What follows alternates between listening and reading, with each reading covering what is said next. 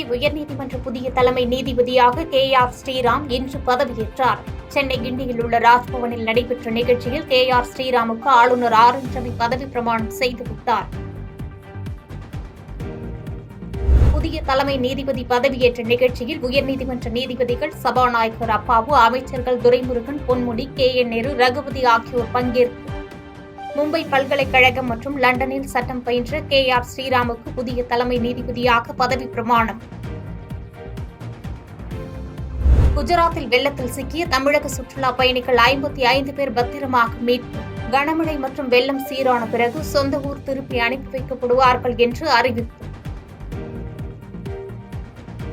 Group 2 மற்றும் 2A பணியிடங்களுக்கான முதல்நிலை தேர்வு முடிவுகள் வருகிற டிசம்பர் மாதம் வெளியிடப்படும் என்று TNPSC அறிவிப்பு. குரூப் 2 மற்றும் 2A முதன்மை தேர்வானது அடுத்த ஆண்டு பிப்ரவரி மாதம் நடைபெறும் என்றும் அறிவிப்பு. சென்னையில் 22 கேரட் ஆபரண தங்கத்தின் விலை சவரனுக்கு ரூபாய் 320 உயர்ந்து ரூபாய் 56,800க்கு விற்பனை. வெள்ளி விலை கிராமுக்கு ரூபாய் 1 உயர்ந்து 1 கிராம் ரூபாய் 102க்கு விற்பனை. அனைத்துவித கிரிக்கெட்டில் இருந்தும் ஓய்வு பெறுவதாக பிராவோ அறிவிப்பு.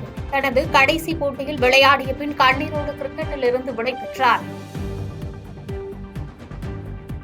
கிரிக்கெட்டில் இருந்து ஓய்வு அறிவிப்பை தொடர்ந்து கொல்கத்தா நைட் ரைடர்ஸ் அணியின் மென்டராக பிராவோ நியமனம். இஸ்ரேல் மற்றும் ஹிஸ்புல்லா போராளிகள் உடனடியாக 21 நாள் போர் நிறுத்தத்தை அறிவிக்க வேண்டும். அமெரிக்கா உள்ளிட்ட நட்பு நாடுகள் அழைப்பு. வாஷிங்டனில் அமெரிக்க அதிபர் ஜோ பைடனை சந்தித்து அடுத்த கட்ட திட்டங்கள் குறித்து ஆலோசனை நடத்தினார் உக்ரைன் அதிபர் ஜெலன்ஸ்கி. ரஷ்யாவுக்கு எதிரான போரில் அமெரிக்கா தொடர்ந்து ஆதரவளித்து வருவதற்கு எக்ஸ் தளத்தில் நன்றி தெரிவித்தார்.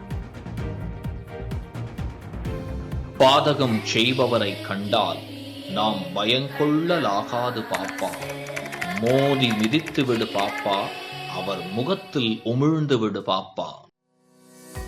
அண்மை செய்திகளை உடனுக்குடன் தெரிந்து கொள்ள இணைந்திருங்கள் இயம்நாடு தொலைக்காட்சியுடன்.